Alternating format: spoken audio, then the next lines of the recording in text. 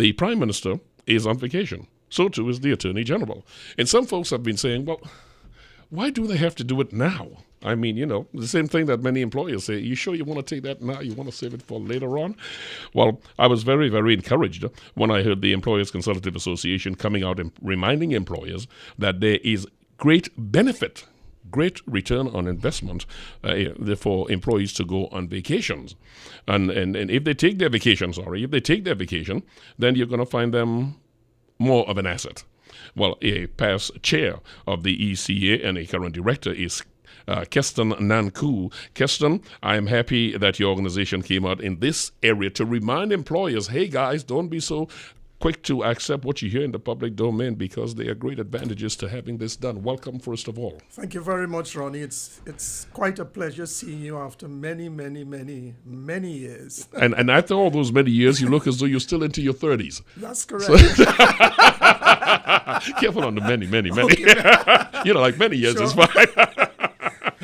Keston, thank you so much. Your organization, I know, not only work to assist employers, but because you look at the interests of employees, it puts you in a wonderful position to do what you have done this past week. Say, employers, come here. Let's talk about this thing called vacation. And let's talk about this thing where some of your employees prefer to be paid for their vacation. Let me tell you the advantage in them being on vacation. Detail that for me. Sure. And before that, Ronnie, what I'd like to do, I always prefer in these conversations to create the context because I think the conversation, it makes it much easier for the discussion.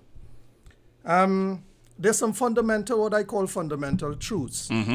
Healthy bodies and healthy minds are key enablers to improve productivity and enhance performance. Organizations get things done through its people. What is also very interesting is that there's an epidemic of lifestyle diseases which has led to decreased quality of life, premature deaths, and increased healthcare costs. This situation adds to the economic burden on society because of loss of productivity through absence from work due to illness and reduced performance while at work. That notion of presenteeism, yes. Just being there, yes. turning up for work and so on.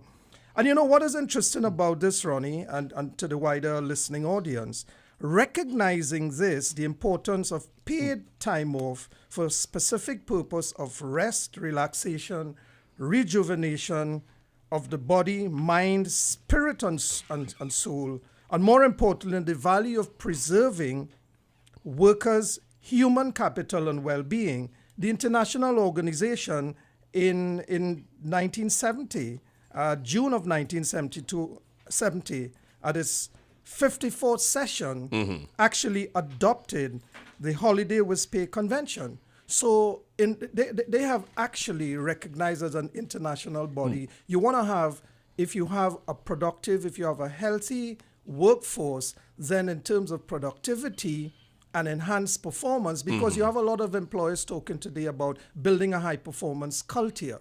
What really does that mean? Are you prepared to create an enabling environment that will support that kind of activity, Now, let me quickly move on, if I may, to how this is regulated in the environment, because I know people may say, well, okay, yes, you have 3 weeks. And before that, let me just speak to the convention at a high level.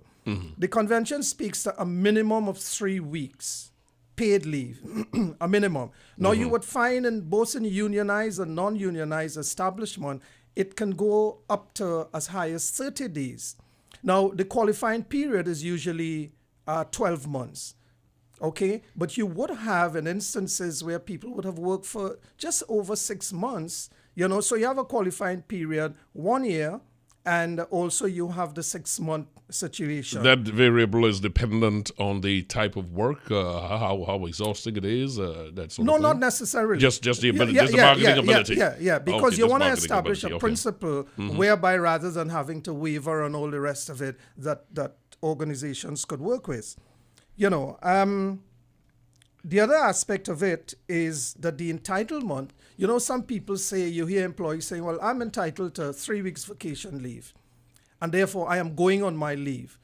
The answer from an advisory perspective is it ought to come out of consultation and collaboration between the employer and the employee, either with or without his or her representative. Most beneficial to the employee and least disruptive to the employer. Precisely, because you're talking about the exigencies. And what most organizations do, you have to facilitate that.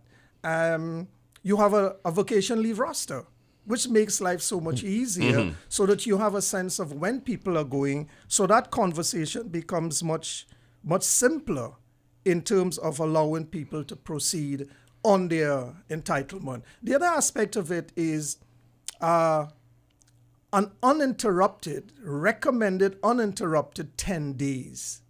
So rather than, some people go on leave, they come back, they're on call, their cell phone in their pockets and so on. That's not recommended. And I think that's really important because while we will delineate on presenteeism in a moment, it is important that you have that total break, because the idea is not for the person having the time off, it's for them to rejuvenate and become more creative and bring back something to the workplace. Absolutely. And it's true that process of rejuvenation, then the mind is able to be more creative, less stress, because a lot of us today, when you look at what's happening, I've seen some statistics recently about wellness. And because of the traffic jams and so on, the amount of cars on the road, we walk less. For example, I lived just up Donald Street here when I grew up, and I would walk to St. James. Now you're not finding that. You jump in your car. So you're talking about lifestyle diseases, diabetes, heart attacks, and all sorts of things. And the importance at the end of the day to every employer is to ensure that they can encourage and motivate their employees to live healthy lifestyles, because that is going to translate into productivity. A better employee. It is 25 minutes away from 11 o'clock. You're inside brunch. Name is Rennie Bishop. The voice you're hearing is that of ECA Director Keston Nancoo, and we are talking about the importance of employees taking vacation. I think employers are best advised to look at this the same way they would pay for an employee to continue his education. They will pay for this to be an investment into creativity, new creativity coming to the company, because a rested person, in addition to your workplace, the harmony in the workplace is heavily dependent on the individual being comfortable within self, and family life is important. Thus, vacation can be used as another way of cementing that sort of quality of life in the home.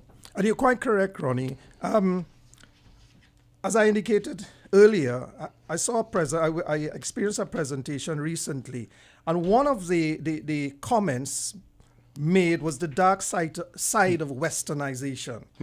And the problem in terms of our culture, salt, sugar, fat, and all the rest of it. And more importantly, unhealthy behaviors leading to health risks, chronic disease, and employee-related expenses. So you really want to bring all of that into balance by encouraging and motivating your employee population to live healthy lifestyles, because it's beneficial to them and also beneficial to the employer in terms of, so if you can get that a level of harmony in terms of bringing that balance together, you will find people are happier, they are more motivated.